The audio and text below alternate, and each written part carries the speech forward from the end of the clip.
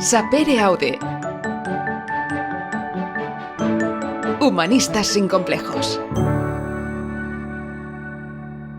¿Qué tal? Bienvenidos, humanistas sin complejos. ¿Cómo estáis? Por fin volvemos a estar aquí. Muchos de vosotros nos habéis preguntado, nos habéis parado por la calle. Incluso algunos, de alguna forma, desde la distancia nos habéis gritado: oye, ¿pero por qué no volvéis? Bueno, es que no os hacéis ni idea lo que supone la producción de un podcast de este calibre. Y es que es un podcast que, hombre, quieras que no, trae consigo ya una historia, son unas cuantas entrevistas ya a nuestras espaldas, son unos cuantos invitadas e invitados que nos han maravillado con sus enormes charlas, con las que nos hemos atrevido a saber todo lo que nos han venido a contar. Y quieras que no, al final, oye, aquí hay que hacer las cosas bien, ¿no? Y creo que en esto estará de acuerdo Alexis Piquer. ¿Cómo estás, Alexis? Bienvenido de nuevo. Hola, Eduard. Pues estoy bien y excitado. Esto es como cuando empezaba el colegio después de las vacaciones de verano, pues con los mismos nervios.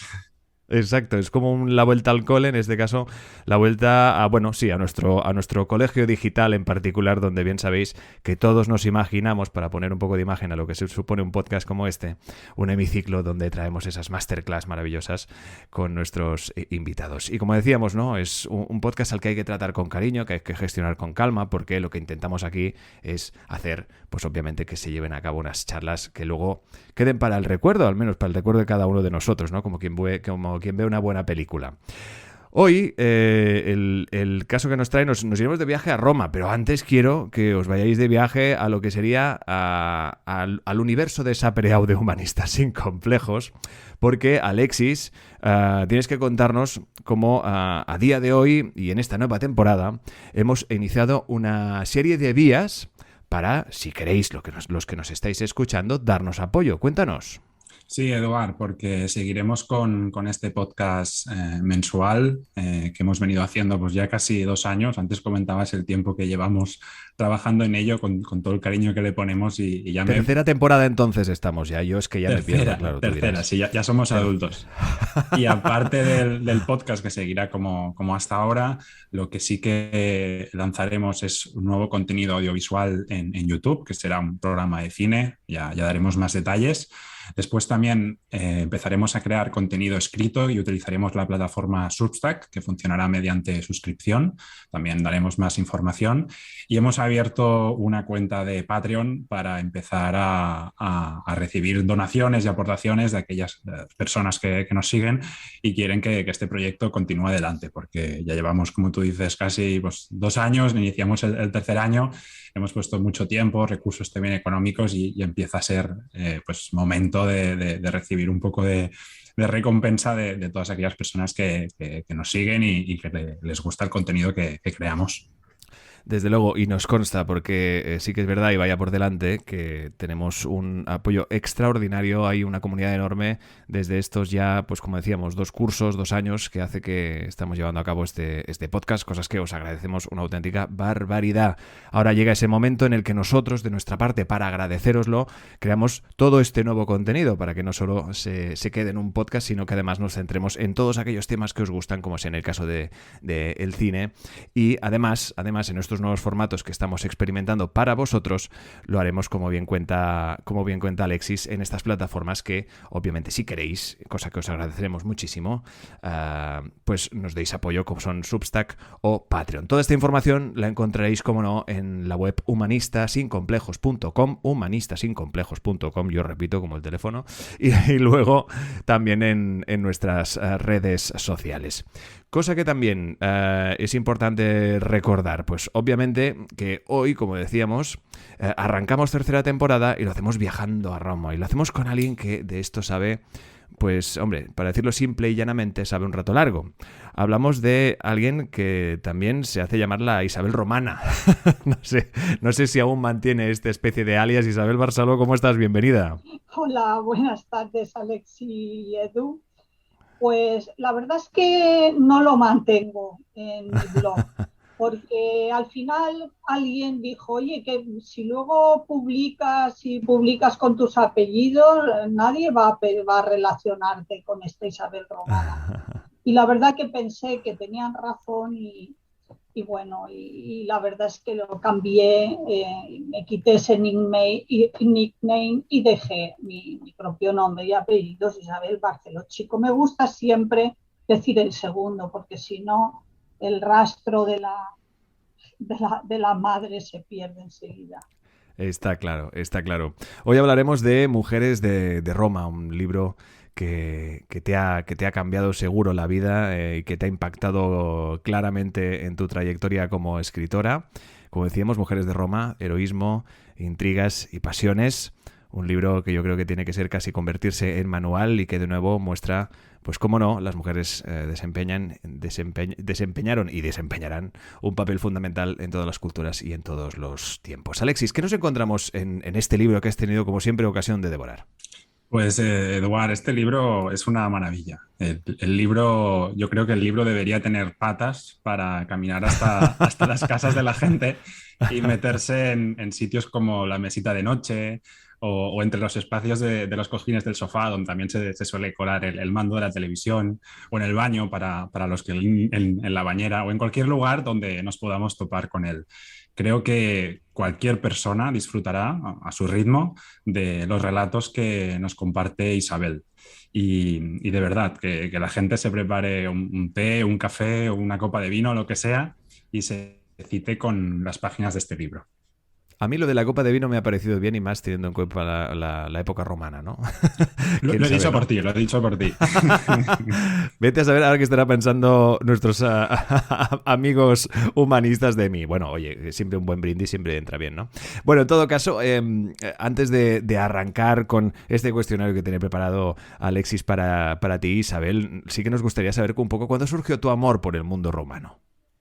Pues mira, mi amor por el mundo romano yo creo que es antiguo, pero cuando tuvo una especial intensidad, cuando de alguna manera, digamos, explotó en mí, pues fue en el año 2000, porque pensaba realizar un viaje a Roma y me dije, bueno, ¿y si escribiera un libro sobre ese viaje? Y he de deciros sinceramente que en el mismo momento pensé, pero bueno, ¿qué voy a decir yo de Roma que no hayan dicho ya, no se haya dicho ya 1.000.000 de veces y mucho mejor de lo que puedo decirlo yo? Pero esa idea se me quedó dentro, ahí un poco roe que roe, y finalmente pensé, bueno, ¿y por qué no sigo las huellas de las mujeres en Roma? Y a partir de ese momento, pues empecé a buscar lecturas, etcétera. Y bueno, pues para mi decepción encontré que no aparecían referencias a mujeres en fin, en los libros que normalmente están al alcance de todos nosotros, pues ellas de viaje, incluso bueno, libros de texto, etcétera. Y entonces empecé a leer a Tito Livio y a otros autores y dije, bueno, Dios mío, qué maravilla, porque aquellos sí que hablaban de muchas de estas mujeres, ¿no? Y pensé, pero igual esto luego en Roma no lo encuentro. Y para mi maravilla fui y lo encontré los lugares.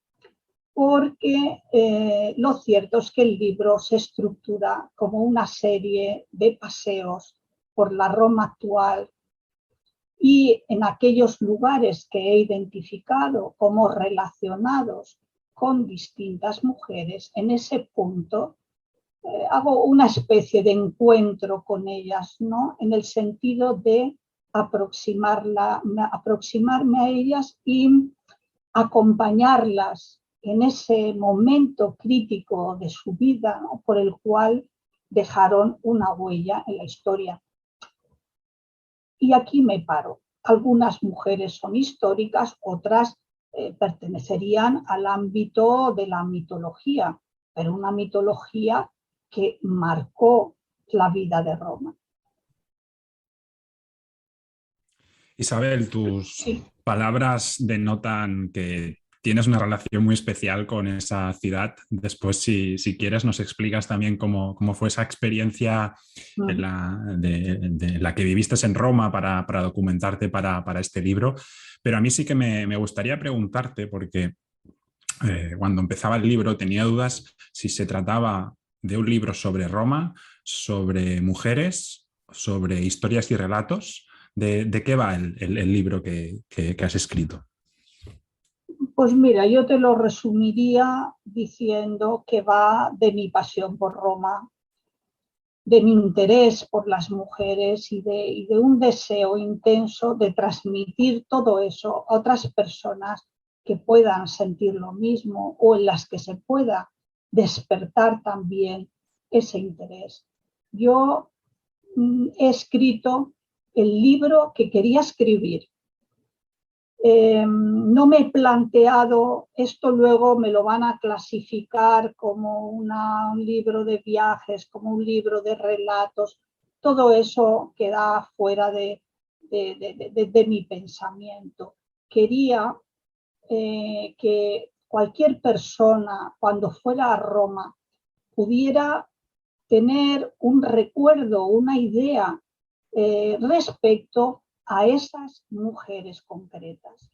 Porque ocurre pues que la historia con mayúscula pues no suele ocuparse de las mujeres. Si os fijáis, si alguna vez vais a Roma o habéis ido, si vais con un guía o consultáis una guía escrita, veréis que rara vez se hace alusión a una mujer, rarísima vez. Y yo pues de alguna manera quería devolverlas a la piel de la ciudad, y la forma de devolverlas a la memoria y a la piel es apoyarse en algo físico. Porque, no sé, yo creo que todos hemos tenido la experiencia, o todos tenemos la experiencia de, por ejemplo, en casa, una mecedora que era en la que solía sentarse el abuelo, por ejemplo, ¿no? Y cada vez que uno lo ve, esa mecedora es más que un mueble, tiene un contenido emocional, afectivo, personal muy profundo, que otras personas tampoco lo van a tener, ¿no? Ante ese mueble. Entonces yo quería establecer esa ligazón entre lugares de Roma y mujeres que tenían algo que ver con ese lugar, de manera que pudiéramos visitarlo, emocionarnos al verlo, pensar en ellas, hacernos conscientes de que las mujeres estamos en el mundo desde el principio y desde luego en Roma de su fundación, y digamos con esa cierta, ese cierto deseo intenso que me ha movido y totalizador casi, ¿no? Decía, yo quiero demostrar que en cualquier lugar de Roma se puede hablar de una mujer.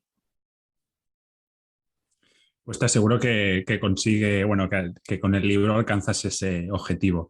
De todos modos, Isabel, ¿este libro es una especie de continuación de ese blog que abriste en el 2006 o es un paso adelante?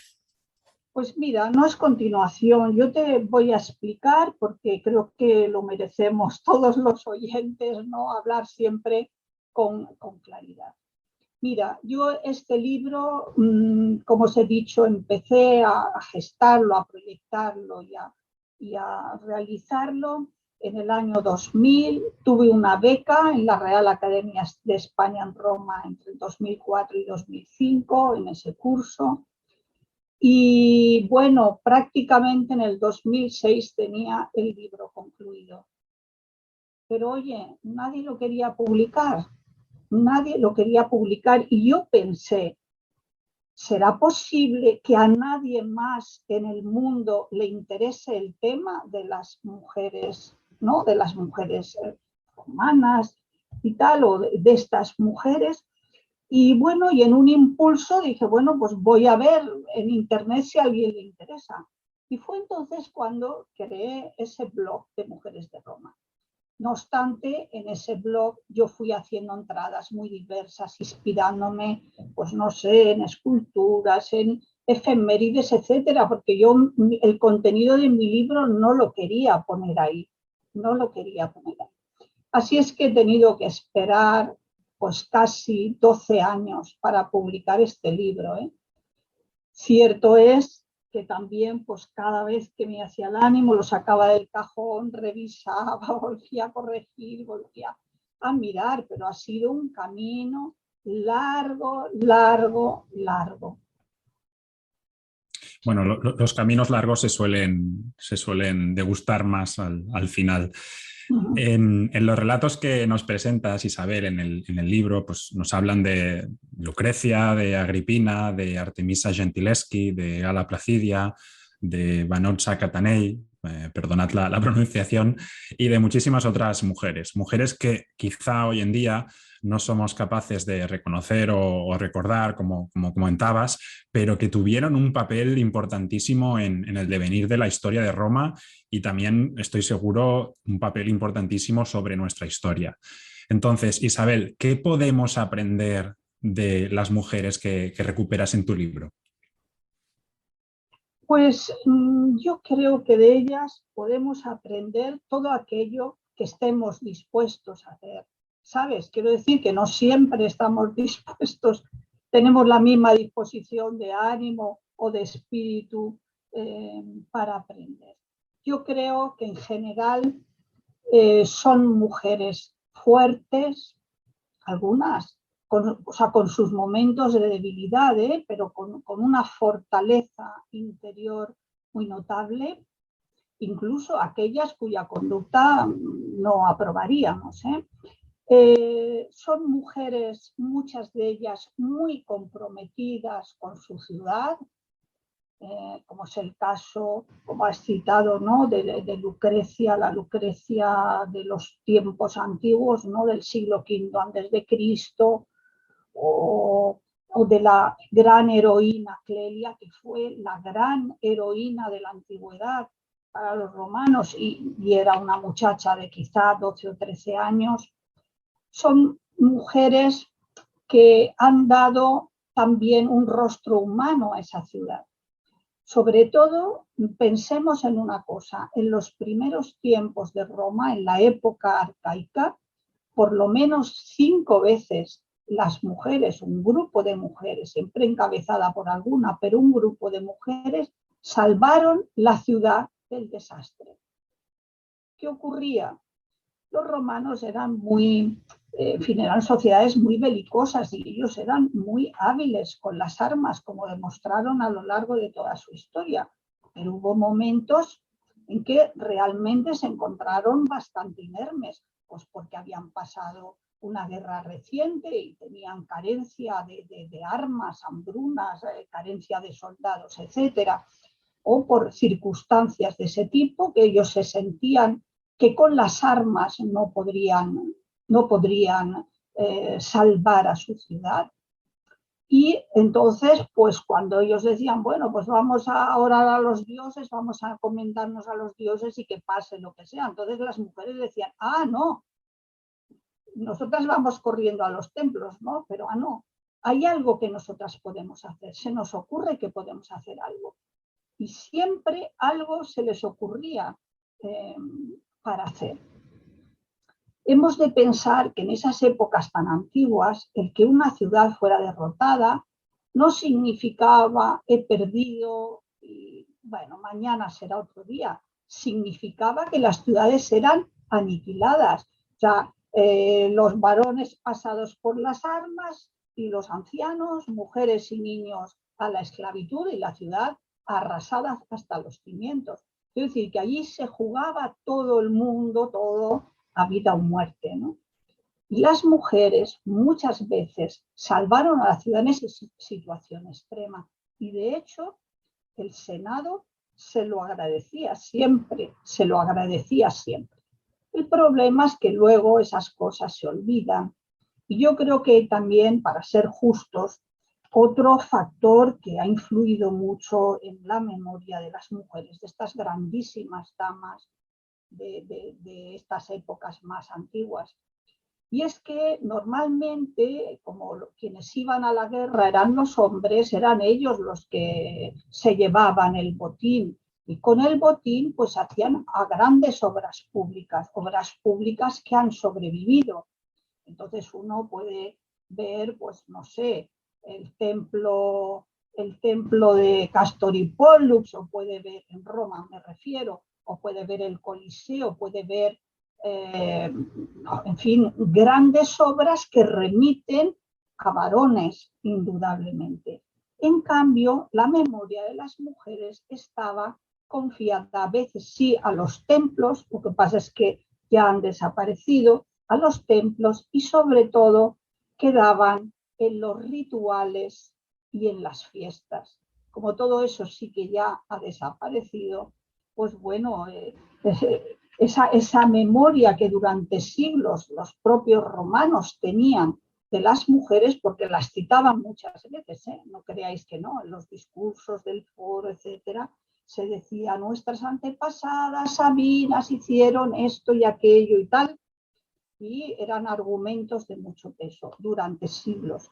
Pero al desaparecer esos restos materiales, los pocos que habían relativos a las mujeres, y ya las costumbres y los ritos pues haber desaparecido por completo, pues su memoria no ha tenido tampoco, digamos, ese soporte, ¿no?, que las ayudara. Entonces, Isabel, ¿crees que es necesario una aproximación distinta, una mirada de género sobre nuestra historia y también teniendo en cuenta los nuevos movimientos del siglo XXI, como puede ser el feminismo? Sí, desde luego que sí. Mira, quien hoy pueda pensar que la economía, la sociedad, la cultura, todo esto lo crean únicamente los varones, en fin, es que eso no se puede sostener, no se puede sostener.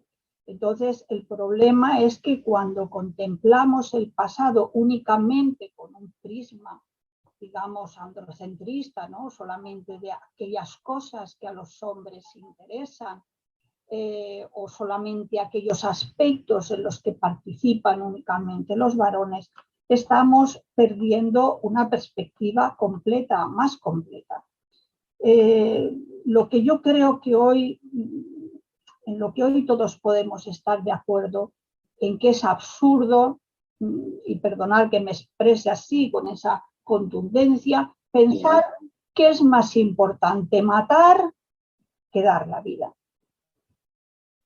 Es que eso no se puede comprender, ¿me entiendes? Entonces, cuando los hechos de las mujeres, el valor de las mujeres, el compromiso de las mujeres, la cotidianidad de las mujeres han contribuido a crear, contribuyeron a esa que llamamos civilización romana, esas costumbres, esos hábitos, esos modelos que impregnan todavía nuestra sociedad occidental, pues estamos cerrando los ojos pues a una realidad y siendo muy parciales.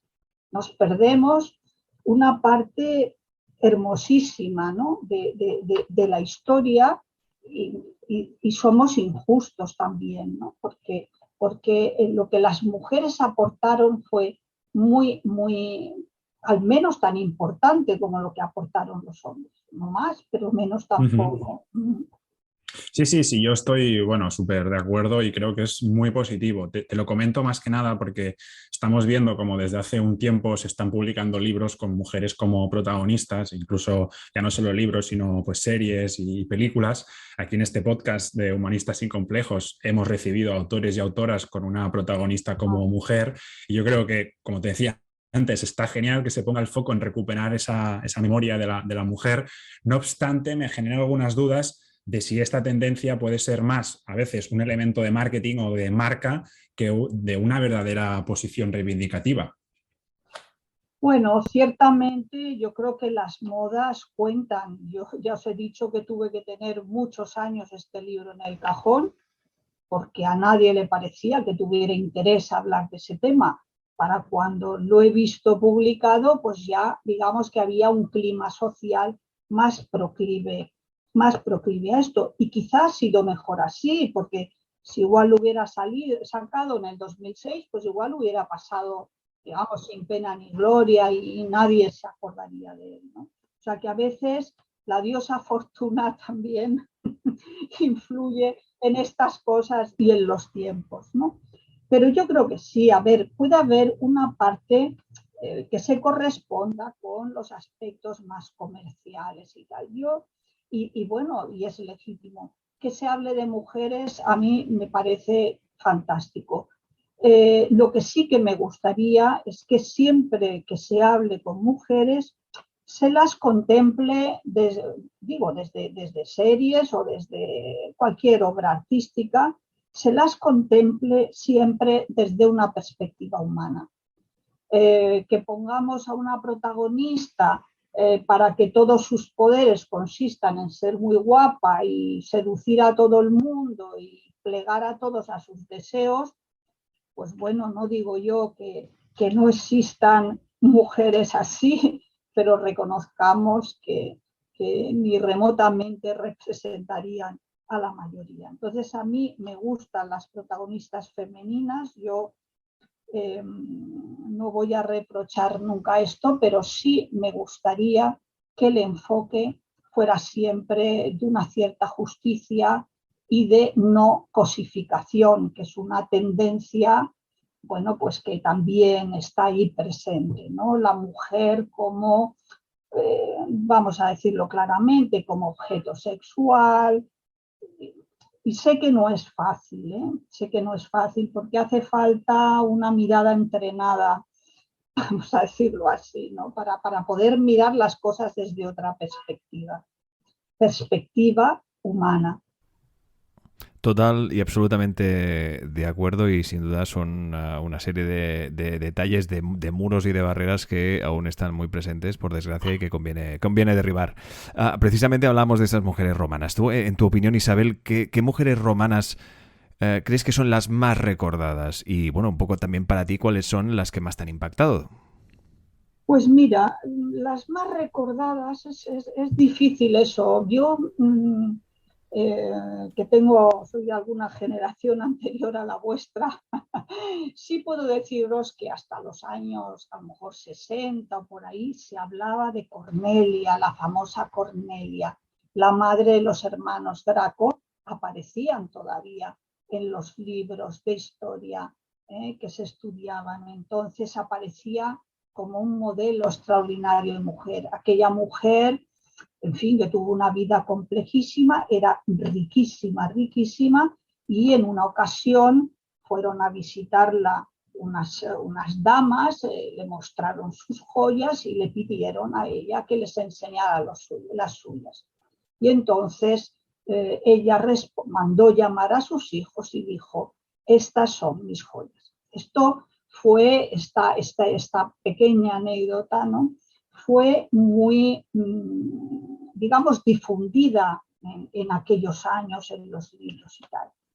Ahora, de otras, pues yo creo que lamentablemente se recuerda más a aquellas a las que se las ha señalado por cosas poco, digamos, no sé qué palabra utilizar, por cosas un poco más escandalosas, pues una Cleopatra, que ciertamente ella no es que naciera en Roma, pero se daba la circunstancia que llevaba 2 años viviendo en Roma cuando asesinaron a su amante Julio César, ¿no? De ahí que yo la sacara porque me parecía importante. En Roma no hay casi nada que recuerde a Cleopatra, por no decir nada. Se puede recordar también pues, a la madre de Nerón, a Agripina, pero siempre un poco con un sello de exceso, un poco de, en fin, con una fama no demasiado limpia, por utilizar una palabra. Y poco más, de pocas más mujeres. Yo no sé, tú al leerla, Alexis, ¿te ha parecido? O sea, ¿cuáles te sonaban a ti? ¿Cuáles? Bueno, también la esposa de Nerón, Popea, la segunda esposa, ¿no? Sí, me sonaban algunas, las que menos, sobre todo Lucrecia y Cleopatra, que ahora también te iba a comentar sobre ellas. Bueno, Artemisia Gentileschi también, por su relación con el arte. Oscuras, sí. Después he descubierto que después también te lo comentaré, a Gala Placidia, que en Barcelona Sí, pues tenemos una plaza que se llama así y bueno, nunca había sabido por qué. Entonces también me he aventurado a conocer claro. su historia. Y una de las que más me ha gustado, que también tengo una cuestión preparada para ti, por su historia atroz, es la de Beatrice Senci. También me impactó bastante. Sí, la verdad es que es una historia, la de Beatrice Cenci, que impactó a toda la Roma de su época. De hecho, ella quedó convertida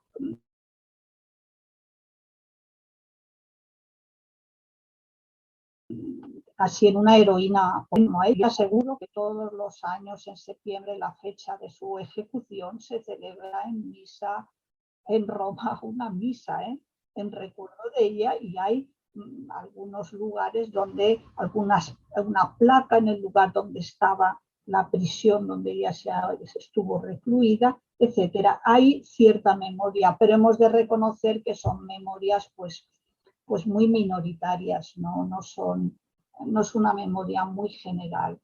La historia de Beatriz es muy impactante. Yo te diré que para mí fue una de las historias más difíciles de contar. ¿Por qué? Te explico, porque yo normalmente lo que hago es intento apropiarme de ese personaje y luego lo busco dentro de mí. Y entonces cuando los personajes pues eh, tienen conductas tan duras que son difíciles, a uno me crea un malestar interior enorme hasta que encuentras el modo de transmitirlo y de expresarlo. Eso me pasó con ella, me pasó con Santa Elena, que también pues era una mujer que me resultaba difícil, no sé, encajarla. Bueno, Popea la mantuve a distancia. Quizá injustamente, pero bueno, yo conté su historia, pero la mantuve un poco emocionalmente a distancia. Yo desde esa perspectiva puedo decirte que todas estas mujeres han sido muy importantes para mí. De todas he aprendido, de cada una cosa distinta, la dignidad, la entereza, el valor, el sentido del sacrificio, la pasión, cada una me han enseñado muchas cosas, ¿no? Pero ciertamente, pues algunas, ya te digo, me han resultado un poco más difíciles que otras. Una historia que a mí desde siempre me había conmovido mucho era la de la joven Pero, aquella joven cuyo padre fue condenado a muerte, a morir de inanición, y ella pues arriesgó la vida, había sido madre recientemente, entonces ella iba a visitar a su padre todos los días y en un momento determinado algo se movió en ella, una idea le surgió y lo amamantaba, de manera que el padre no acababa de morir nunca. Es una historia pues de amor filial, que los romanos a ese amor filial le llamaban caridad, por eso bajo el título Caridad Romana encontraréis montones de representaciones de ese episodio de una joven amamantando a un anciano, que es una imagen que uno la ve y si no sabe de qué va, crea una impresión así un poco extraña, ¿no? A mí esa historia para mí era especialmente conmovedora, ¿no? Esa inversión de la naturaleza, de la hija que cuida del padre y lo trata como si fuera su propio hijo. Ujú. Yo antes te comentaba sobre, bueno, las superstars, superestrellas que son Lucrecia y Cleopatra. Yo conocía su historia, especialmente la de Lucrecia me parece pues súper inspiradora. Y es que en el Museo Nacional d'Art de Cataluña hay dos de mis esculturas favoritas que son de Damià Campeny, un esculturista, y siempre que voy al museo me paso a verlas, siempre me cito con ellas porque me tienen robado el corazón. Y son eso, dos estatuas de Lucrecia y Cleopatra, y las dos mujeres están representadas en el momento de su muerte. Una tiene al lado una daga y otra una serpiente. Ya te digo que son alucinantes y invito a la gente a que vaya a verlas. Entonces, ¿qué destacarías de estas dos mujeres? Y si encuentras, que creo que sí, ciertos paralelismos en sus historias, ¿no? Pues mira, sí, sí que hay ciertos paralelismos. Y yo creo que el paralelismo para mí más evidente es un gran sentido de la dignidad propia. En el caso de Cleopatra, ella prefirió darse muerte antes de ser apresada por Octavio y exhibida por las calles de Roma como un trofeo, ¿no? Como por otra parte había desfilado su hermana, con la colaboración suya, claro. Pero yo creo que ese sentido de la dignidad y ese sentido de ser una reina, una faraona, ¿no? Que es lo que ella era, ese sentido, vamos a decir, aunque la palabra no existiera entonces, institucional, de esa dignidad máxima, es, en mi opinión, lo que la empuja a dar ese paso, morir con dignidad. Por otra parte, en aquella época, los hombres que tenían una responsabilidad alta y participaban en alguna guerra, un combate importante, una batalla importante y perdían muchas fuerzas o lo que sea, para ellos la dignidad también estaba en quitarse la vida. O sea que los romanos que se quitaron la vida tras perder a innumerables soldados en un combate, fueron abundantes, ¿no? Ellos tenían, los romanos, ese sentido de la dignidad, y Cleopatra, aun cuando fuera egipcia por nacimiento y de tradición helénica, pues yo creo que también compartía ese sentido de la dignidad. En el caso de Lucrecia, su caso es de dignidad, y yo creo de una dignidad máxima y de un fuerte compromiso personal y social, a mí me parece, y también político, porque en definitiva ella ha sido violada por el hijo del rey Tarquinio, que además era pariente, era primo de su marido. Ella ha sido violada. Ha ocurrido eso en la intimidad de su casa, mientras sus criados, sus siervos y esclavos dormían sin que nada ocurriera, ¿no? Entonces, ella, esa violación podía haberla callado. No hacía falta decirlo. Nadie, no se había enterado nadie, solo sabía el violador y ella. Pero ella seguramente pensaba que ese hombre que había abusado de tal modo de ella, de una manera, de una gran violencia, no solo física, sino moral, que había abusado de ese modo de ella, no merecía ese silencio, no merecía disimular y hacer como que no ha pasado nada, porque en definitiva ella viene a decir porque ella lo comunica a sus familiares, a su padre, a los familiares y amigos que ha llamado a la casa para explicárselo, y todos la tranquilizan, le dicen: no te preocupes, nosotros nos ocuparemos de eso, pero tú estate tranquila, ¿no? Porque ella estaba pues muy llorosa y afectadísima. Pero ella entonces saca ese puñal de entre las ropas y dice: no es mi mano quien me mata, sino la mano de Sexto. Entonces, en ese gesto de culpabilizarlo a él y atribuirle su propia muerte, pone en evidencia que un pueblo no puede considerarse digno si no es capaz de deshacerse de aquellas personas que atacan esa dignidad y su libertad personal colectiva, ¿no? Yo creo que el gesto de Lucrecia realmente tiene una dimensión humana y política de la que probablemente ella nunca tuviera plena conciencia, ¿no? Lo cierto es que a continuación, sabes que hay una revuelta en Roma. Sí, sí, sí. Bueno, provoca un cambio de sistema.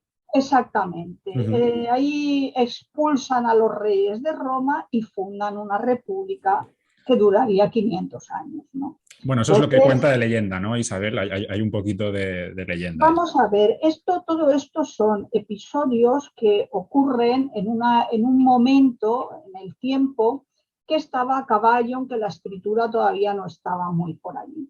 Pertenecen en gran parte a la tradición oral, pero sobre esto dejadme que os diga una cosa. La tradición y los mitos operan, tienen un sentido. Quiero decir que allí nadie olvidó nunca que Lucrecia se había quitado la vida. Fue como nos lo han contado, porque eso lo recogieron los historiadores de otros historiadores anteriores que seguramente lo recogerían de algún relato oral anterior, ¿no? Pero lo significativo es que surte efecto, produce efectos en la sociedad de aquel momento y de los momentos posteriores, ¿no? Entonces, a veces a los mitos, sí, porque esto está ahí en esa frontera, ¿no? Esos mitos no les concedemos la suficiente importancia, porque como nosotros a lo mejor dudamos de que eso haya ocurrido en realidad, nos creemos que entonces dudaba todo el mundo. No, nadie dudaba de que eso hubiera ocurrido así. Y yo operaba, lo mismo ocurre con lo de las Sabinas, etcétera, y que son mitos antiquísimos, pero que marcan un modo de concebir la sociedad, de concebir el compromiso, de concebir esa dignidad de las mujeres. De hecho, esta Lucrecia para la sociedad ya cristiana, pues fue el gran modelo de castidad de las mujeres, ¿no? Fue el gran modelo. Luego, eso ha perdurado a lo largo de los siglos. Otra cosa es que hoy, pues vayas a un museo, veas esa escultura o veas un cuadro de una joven clavándose un puñal en el pecho y pone Lucrecia, pero a lo mejor el visitante pues no sabe a qué se refiere ni sabe qué significado tuvo, ¿no? Y yo creo que ese es un aspecto, un valor en este libro. La cantidad de historias que se relatan ilustran cómo en la historia del arte se han representado tantas y tantas las historias. Digamos que la iconografía de la historia del arte está ahí en muchas de esas historias de las que contamos, empezando por esta Lucrecia y pasando pues prácticamente por todas, porque todas estas mujeres de las que hablo han sido representadas con mayor o menor intensidad en la historia del arte, sí. Como vamos un poco justos de tiempo, Isabel, no hablaremos de todas las mujeres protagonistas que aparecen en tu libro, algunas ya las hemos ido comentando, pero sí que antes de terminar hay una que no ha salido, que es el caso de Vanocha Catanei, que, bueno, la olvidada madre de los Borgia. Sí. Yo no la conocía, pero por lo que he podido entender, fue una mujer inteligente y una auténtica musa del Renacimiento. Y también fue amante oficial, por lo que se desprende de tus palabras, del Papa Alejandro VI, de la famosa familia de los Borgia. ¿Crees que la historia marginó injustamente a esta mujer, como decía, tan inteligente y que tuvo un papel tan clave y determinante en la evolución de la familia Borgia? Bueno, tanto como marginarla exactamente, la palabra quizá no sea esa. La palabra es que la denigraron, no más que marginarla. Yo precisamente, no sé si estáis al corriente, pero acaba de salir estos días una obra mía que se llama Lucrecia Borgia, 1480-1519, bajo una nueva luz, en la que hablo obviamente es una biografía divulgativa de Lucrecia Borgia, hija de Vanocha. El problema es que muchos, y a lo mejor si echas un vistazo por internet o lo que sea, pues, o buscas por ahí, ¿no? De ella hablan como de una cortesana. Bueno, ¿qué una cortesana? Esta señora tuvo una relación amorosa con el cardenal, entonces Rodrigo Borja, que duró 15 años. 15 años, eso fue casi un matrimonio. Tuvo 4 hijos, los famosos César, Juan, duque de Gandía, Lucrecia, que fue duquesa de Ferrara, y Chofré, que fue príncipe de Esquilache, pero era efectivamente una mujer muy inteligente. Cierto, y de hecho parece ser que incluso después de de que se enfriaron las relaciones con Rodrigo de Borja, el hecho es que cuando él fue elegido papa, ellos ya hacía años que no estaban juntos, pero nunca dejaron de relacionarse, ni los hijos dejaron jamás de visitarla y tal. Y parece ser que sí, que el propio papa le consultaba muchas cosas, porque ella era una persona con un fino instinto para los negocios, para administrar su dinero, ya tenía propiedades, en fin, incluso hacía préstamos, etcétera. Y hay un detalle que creo que es significativo, aunque yo creo que en el libro yo creo que no figura, en el de Mujeres de Roma, y es que cuando ella murió, sus funerales se celebraron en la iglesia de Santa María del Popolo, donde ella había adquirido una capilla y donde había sido enterrado el duque de Gandía y tal. Y que ya esa capilla se vendió posteriormente, ya ha desaparecido, y se le celebraron los funerales con, digamos, con la pompa y, en fin, y todos los ritos con que se despedía a los cardenales, con asistencia incluso de los camareros del Papa, que entonces era León X. Cuando los camareros eran los ayudantes de cámara, los servidores más próximos del Papa, y jamás iban a ningún funeral ni de cardenales ni de nada. Eso da una idea, yo creo, del respeto que esta señora pues todavía suscitaba, y en mi opinión también una señal de respeto a la única de sus hijos sobreviviente entonces, que era Lucrecia, que era duquesa de Ferrara y cuyo prestigio extraordinario probablemente nadie hubiera querido ofender o deslucir enterrando a su madre, en fin, de una manera más, porque ella, claro, no pudo acudir, de una manera más común, ¿no?, entre otras personas.